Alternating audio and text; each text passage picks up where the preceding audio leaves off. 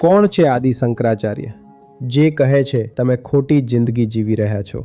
એક છોકરો છે જે કેરળથી નીકળ્યો છે અને આખા ભારતને જગાડી રહ્યો છે. તે જ્યાં જાય છે ત્યાં તેને વિરોધ જ મળી રહ્યો છે. એકવાર લોકોએ તેને પકડી લીધો અને તેની બલિ આપવા માટે લઈ ગયા. તેને બિલકુલ ત્યાં ઊભો જ કરી દીધો હતો કે હવે તેની ગરદન કાપી નાખીએ. એમણે કહ્યું કે આ જે તમારા દેવ છે, જેની આગળ તમે બલિ આપો છો, તેમની આગળ તમે કોની બલિ આપી રહ્યા છો? જે એક અગ્નિકુંડ હતો ત્યાં બલિ આપવામાં આવી રહી હતી. તો જે બલિ આપી રહ્યો હતો તેણે કહ્યું, અમે જીવની બલિ આપી રહ્યા છીએ. શંકરાચાર્ય બોલ્યા, જીવ ક્યાં છે? મારામાં પણ બતાવો. તો એવી જ એમણે 2-4 વાતો તેમની સાથે કરી. હું તો હાડ માંસનો એક પિંડ છું અને મારી અંદર ઘણો કચરો ભરેલો છે, મળમૂત્ર વગેરે. મારા જેવી ગંદી વસ્તુને લાવીને તમે દેવની આગળ ઊભી કરી દીધી છે, તો તમે તો પાપ કરી દીધું. તો જે બલિ આપી રહ્યો હતો તે પોતે જ એ અગ્નિકુંડમાં કૂદી પડ્યો અને મરી ગયો. અને બાકીના 2-4 પૂજારીઓ શંકરના શિષ્યો બની ગયા. કોઈની નિયત બદલવા માટે જ્યારે આવું કોઈ મોટું કાંડ થાય ત્યારે જ નિયત બદલાય છે. આટલો પ્રેમ બહુ વિરલ હોય છે.